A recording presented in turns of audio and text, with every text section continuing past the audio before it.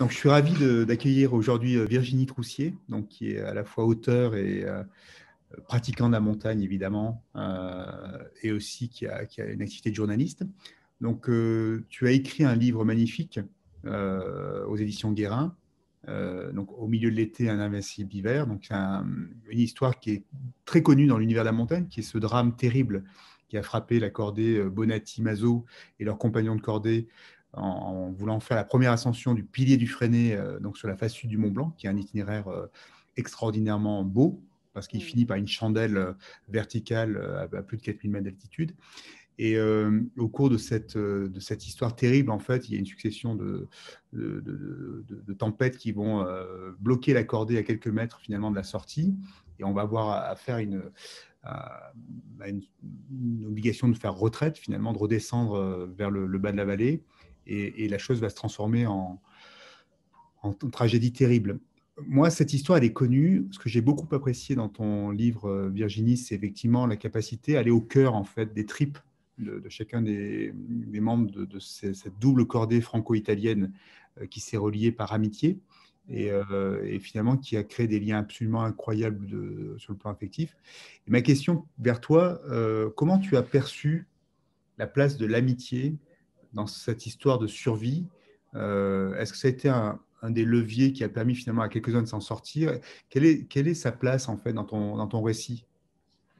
L'amitié, je pense qu'elle est centrale dans ce récit. J'ai vraiment voulu le montrer à travers les dialogues, mais surtout à travers les sentiments et aussi à travers parfois ce qui ne se dit pas en montagne. Je trouve que les sentiments passent à travers des gestes, des regards, une aide, une attente. Donc pour moi, ces sentiments, j'avais vraiment envie de les affiner, de les affûter et de les montrer au lecteur.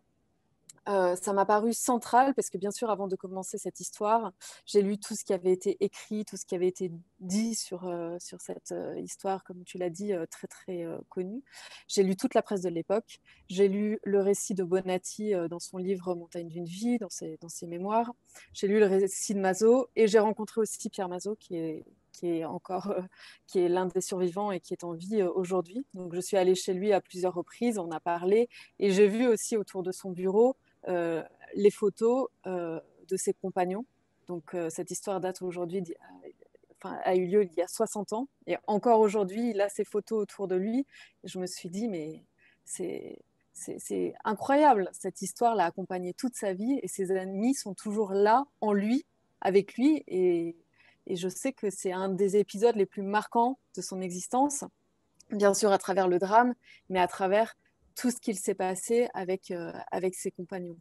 Euh, et, euh, et forcément, quand je suis sortie, alors quand on parle du Fresnay, on parle du drame, de la tragédie, c'est les mots qui reviennent toujours. Et moi, je n'avais pas du tout envie de m'arrêter là-dessus. Mais c'est assez étonnant parce que l'histoire, alors là, le livre en plus est bouclé, etc. Mais j'ai l'impression que ces hommes sont toujours vivants, d'autant qu'on en parle. Le livre un petit est très bien reçu et c'est vrai qu'on en parle, on voit les visages encore dans la presse. Moi, j'ai des photos aussi autour de mon bureau et ça, je trouve ça exceptionnel parce que je me dis, tiens, la littérature, elle ramène rien à la vie, elle ne répare rien, mais elle rend vivant, mais plus vivant que jamais. Euh, et ce qu'on voit donc aussi à travers les photos, hein, la photo du bandeau du livre, c'est assez étrange parce elle a été faite il y a 60 ans, mais on dirait un selfie d'aujourd'hui. Quatre hommes devant le bivouac qui se prennent en photo, tout sourire. C'est incroyable, ils sont modernes. Et là, à travers des regards, à travers ce qu'on voit, moi, je vois l'amitié de ces hommes. Et on le sait, c'était une première, effectivement, à cette époque. Le pilier du Fresnay n'avait jamais été gravi. Mais en lisant les textes, en écoutant Mazo, qui ne m'a pas dit grand-chose de plus que ce qu'il avait écrit, je me suis dit, mais ils y allaient, OK, pour faire une première.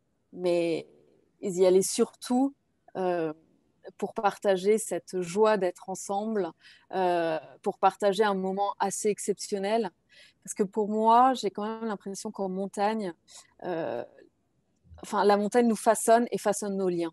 il se passe tout de suite quelque chose. On part avec des inconnus en montagne, on fait une course, on fait une balade, mais peu importe ce qu'on y fait, on marche un peu en montagne et tout de suite, les liens, euh, les liens se scellent. Il y a une amitié qui se scelle très rapidement et on s'en souviendra toujours. Ça, Alors, c'est c'est vrai que incroyable. ce que tu dis, nous, on est très attachés à cette idée de l'esprit de cordée. Finalement, l'esprit de cordée, c'est qu'est-ce qui nous relie l'un à l'autre en tant qu'humain et qu'est-ce qui fait finalement qu'il y a une place aux émotions, bien sûr, et c'est valable aussi dans l'entreprise.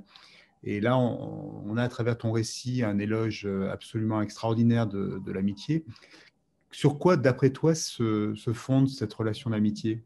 Qu'est-ce qui fabrique de l'amitié au-delà de cette histoire? Mais à partir de cette histoire, Hmm. tu devais me dire, toi, à travers cette histoire, ce que tu as perçu du fondement de l'amitié, des leviers clés, qu'est-ce que tu dirais? Alors, je pense qu'il y a peu de concurrence entre eux, et pourtant on pourrait penser le contraire, parce qu'en montagne, il y a quand même un effort physique très important à déployer. Euh, il faut y arriver, il faut réussir. Le sommet, c'est toujours une réussite. Ne pas y arriver, on a tendance à penser que c'est un échec, etc. Là, j'ai l'impression qu'il n'y a aucune concurrence. Ils y vont, ils cèdent. D'ailleurs, les Français arrivent au bivouac de la Fourche. Ils commencent à aller au col de Petré. Finalement, le col n'est pas en bonne condition, donc ils reviennent au bivouac et Mazo et Coleman sont devant, ils reviennent aider leurs compagnons voilà, qui avaient un peu plus de mal à évoluer et ils rentrent ensemble au bivouac de la Fourche. Il y a énormément d'entraide, beaucoup de respect. Je pense on ressent beaucoup le respect. C'est une notion difficile à définir, le respect. Peut-être que c'est un mot aussi galvaudé, mais le respect, ça ne s'explique pas vraiment. Euh, il n'y a pas d'attente. On respecte la personne parce qu'elle est là, parce qu'elle est avec nous, peu importe son niveau, même si le niveau est inférieur, parce qu'il faut savoir que Bonatti avait quand même un niveau technique très supérieur aux autres. D'ailleurs, sans Bonatti, personne ne Alors, serait rentré. il rentrait d'Amérique du Sud, il était acclimaté, il avait une force Voilà, physique. Bon, déjà, traditionnellement, il l'avait déjà, mais en plus, il rentrait d'une période de. exactement. Donc, il était au-dessus du lot, ça c'est évident. Et d'ailleurs, c'est le seul qui arrive à aller jusqu'au refuge. Ouais, ouais, ouais. Et puis il connaît les lieux, c'est son jardin. Il disait Mm. c'est son jardin, la face sud du Mont Blanc, parce que voilà, donc et tout le monde était en admiration devant Bonatti. Et ça, je trouve ça plutôt très beau, parce que l'admiration, je sais pas, c'est un sentiment qu'on perd un petit peu. Aujourd'hui, on parle beaucoup, c'est inspirant. Alors, moi, je n'aime pas trop le terme inspirant qu'on utilise beaucoup, comme s'il fallait que ce qu'on regarde ou ce qu'on admire nous apporte forcément quelque chose. L'admiration, il y a beaucoup de recul. De C'est gratuité. de gratuité, tout à fait. C'est détaché de soi. Et on admire simplement pour ce qu'est la personne, simplement, et pas parce ce qu'elle nous rend. Et ça, je trouve ça intéressant. Il y avait énormément d'admiration envers Bonatti, ce qui est tout à fait normal. Je pense qu'on en a tous encore aujourd'hui envers cette figure de l'alpinisme. Et, et il n'y avait pas de... Donc il y avait de l'admiration, mais gratuite, comme tu le dis. Et ça peut aussi fonder une amitié, donc du respect mutuel, quel que soit le niveau, beaucoup d'entraide. Euh, Alors, tu sais, voilà. Ouais. je rentre de Grèce, là, j'étais quelques jours, et j'ai rencontré un Grec qui m'a expliqué finalement sur quoi se basait finalement le développement de la Grèce depuis les temps les plus anciens, depuis la Grèce antique, la démocratie, tous les apports de la Grèce. Et il m'a sorti un mot qui correspond assez bien à ce que tu viens de décrire, que tu connais peut-être pas, que j'ai découvert moi il y a à peine une semaine, qui est le philotimo. Non, je ne C'est connais pas du tout. c'est l'honneur de l'amitié. C'est quelque chose qui fait qu'on on fait tout ce que tu dis gratuitement. Et quand j'ai entendu ce mot il y a une semaine, je venais à peine de finir ton livre, j'ai compris que ton livre incarnait parfaitement C'est le génial. philotimo. Et Et je ouais. t'invite à explorer le truc. Et d'ailleurs, nous, on va le faire aussi. On va partager là-dessus. Mais c'est quelque chose qui est supérieur à l'idée de l'amitié. C'est l'honneur de l'amitié. L'honneur de l'amitié, c'est beau. Ouais, non, on peut même pas le traduire d'ailleurs, parce que Ouais, ouais, le ouais. traduire, c'est le réduire. Hmm. Mais voilà, donc c'était juste pour te faire ce petit clin d'œil. Ah, super. Et alors, juste peut-être pour pas faire trop long non plus, parce qu'on, moi, dans la pratique de la montagne, dans l'adversité, en fait, il y a ce lien un peu étonnant entre amitié et courage. Et Hmm. on sent quand même qu'il y a, moi je trouve dans cette histoire, il y a énormément de courage. Et de Mm. courage lié à l'acte gratuit, lié au fait qu'il faut essayer de sauver sa peau. Donc on est dans la survie, on est dans un Mm. moment de survie. Mais presque, on a l'impression que cette survie, elle est pour essayer d'aider ceux qui sont derrière, en fait. C'est vrai. Ce courage, il est connecté à cette amitié. Comment toi, tu l'as ressenti finalement en puisant au fond de cette histoire pour aller chercher la compréhension profonde? Ouais, c'est sûr, ça m'a paru évident et c'est vrai que là, je n'y ai pas pensé tout de suite, mais et alors que c'est une grande évidence dans le texte. On est dans la survie, effectivement, et je pense que dans la survie, alors après, c'est une dimension que je n'ai pas connue, mais j'imagine, pour avoir beaucoup lu aussi sur le sujet, qu'on pense effectivement à sa peau à ce moment-là, où où on pourrait penser à ses proches. La famille, le cercle, etc. Là, ce sont des amis. Ce qui est beau, c'est la valeur quand même suprême de l'amitié dans ce texte. Aujourd'hui, on a tendance à penser, et d'ailleurs, avec dans le contexte actuel, que le cercle important, c'est la famille. Parce qu'on le voit là aujourd'hui, il y a des restrictions, etc. On peut voir nos familles, les amis, c'est un peu plus compliqué parce que peut-être c'est une valeur inférieure. J'ai l'impression, hein, j'ai beaucoup songé ces derniers temps. Là, ils sont entre amis et c'est vrai qu'ils ne pensent pas forcément à sauver leur peau, mais à sauver la peau du compagnon. Et à de nombreuses reprises, euh, ils vont tous aider Coleman qui est frappé par la foudre, il n'entend plus rien voilà, au bout du premier jour enfin, à la première nuit de tempête. Ils vont l'aider, ils vont l'installer sur une vire plus confortable pour qu'il puisse s'allonger. Euh, Bonatti qui aurait pu, je ne sais pas, Sauver sa peau en partant. sauver sa peau, son client et peut-être son compagnon proche, Johnny, qu'il connaît quand même depuis toujours. Mais non, c'est pas, il ne fait pas passer deux personnes avant. Il attend l'accordée, la cordée commune franco-italienne.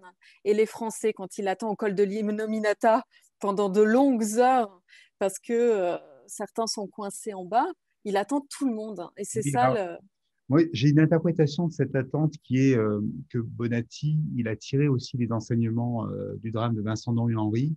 Ouais, Il, ouais. il a peut-être commis la seule erreur de toute son histoire d'alpiniste en acceptant de se séparer de Vincent Ouais. Dorion-Henry quand ils arrivent au sommet du col de la Brogne. Et moi, j'ai l'impression, quand j'ai lu ton texte, qu'il était habité par ce souvenir qui est pas Mm, si vieux, hein, c'est 57, hein, c'est 4 ans avant, où finalement il a presque un peu manqué à cette geste chevaleresque de l'amitié en mm, se séparant pour sauver son client, mm. Vincent Henry. Et j'ai l'impression qu'il ne va absolument pas commettre dans cette histoire-là la même erreur, donc il reste lié dans une communauté de Ah ouais. destin jusqu'au bout, et c'est absolument incroyable. Et moi, juste sur ce point-là, euh, quand tu dis que l'amitié, elle est peut-être une valeur supérieure, elle est presque de l'amour quelque part, à ce qu'on peut Mm. avoir dans la relation de famille, elle est au moins à égalité. C'est ce Ouais, que c'est je vrai. dis. C'est Mm, peut-être qu'on se sauve. On peut pas se sauver sans sauver ses compagnons finalement. Si on est, ça veut dire que quelque part le lien social, la communauté de destin d'une humanité est peut-être plus importante que nos propres intérêts particuliers. Et c'est vrai mm. qu'ils sont sacrément mis en danger dans cette période de confinement où on a tous perdu un peu les repères. Et finalement, ce que tu dis, ça me fait penser à une phrase qu'on apprend à Saint-Cyr, dans la tradition saint-cyrienne, qui est celle d'un général qui est mort en déportation, le général Frère, qui parle d'obéir d'amitié, en le faisant mention de cette idée comme étant de dire que quand on obéit par amitié, enfin on n'obéit plus en réalité, on fait par amitié, c'est la forme supérieure de la relation humaine. Mm. Qu'est-ce que t'inspire finalement cette petite phrase du général Frère qui serait de s'encorder d'amitié plutôt qu'obéir d'amitié, mais s'encorder d'amitié? Qu'est-ce que ça t'inspire? Moi, je trouve que c'est une bonne traduction, je dirais. Ça pourrait être en quatrième de couve du livre.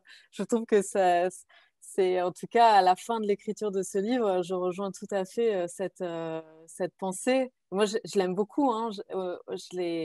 J'aime beaucoup et c'est cette notion d'amitié, honnêtement, après l'écriture. Parce que quand on écrit un livre, on gagne toujours quelque chose. Après, on ne termine pas le travail et puis on passe à autre chose, hein. Il y a quelque chose qui reste avec nous et qui nous habite pour le restant de nos jours, je pense. Et aujourd'hui, moi, j'ai envie de prendre soin de mes amitiés. J'ai envie d'aller en montagne avec mes amis, beaucoup plus qu'avant. J'ai envie de ne pas céder à la fatigue d'une semaine de travail harassante et d'avoir peut-être un peu de fainéantise pour un week-end en montagne. Et je pense à Mazo et Coleman qui partaient de Paris, qui engloutissaient les kilomètres le vendredi soir, qui ne dormaient pas de la nuit, qui se levaient donc à l'aube. Ils allaient grimper pendant les 2 jours dans le massif de Chamonix et rentrer le dimanche soir. Je trouve ça magnifique. J'ai envie de vivre comme ça. Je trouve ça vraiment très, très beau. Non, mais écoute, merci en tout cas, Virginie. Moi, je suis d'accord avec cette leçon hein, de Mazo et Bonatti et tous leurs compagnons. C'est effectivement de faire les choses par amitié. Et un sommet, finalement, c'est, c'est pas grand-chose. Par contre, de faire ensemble une ascension, c'est un sacré destin commun. Et on a la chance de pouvoir vivre ça dans la relation de cordée. Donc, merci en tout cas de cette magnifique écriture. Moi, je recommande à tous la lecture de ce livre. J'ai adoré, pourtant je connaissais l'histoire par cœur. J'avais accueilli Mazo comme parrain des gendarmes qui rentraient en PGHM. On avait survolé ensemble le pays du Fresnay avec Jean Apanassieff à l'époque. On avait jeté un bouquet de fleurs dans la rimée du Fresnay avec Pierre Mazo depuis l'hélicoptère à Jean Amaury. Ah, Ça, c'était il y a une petite dizaine d'années, même pas. ouais, ouais, je vois. Et, euh, et là, moi, j'ai vécu à travers ton texte ouais, un éblouissement par rapport à cette valeur de l'amitié dans ces moments de confinement. Donc, merci à toi. Ah, merci beaucoup. Merci.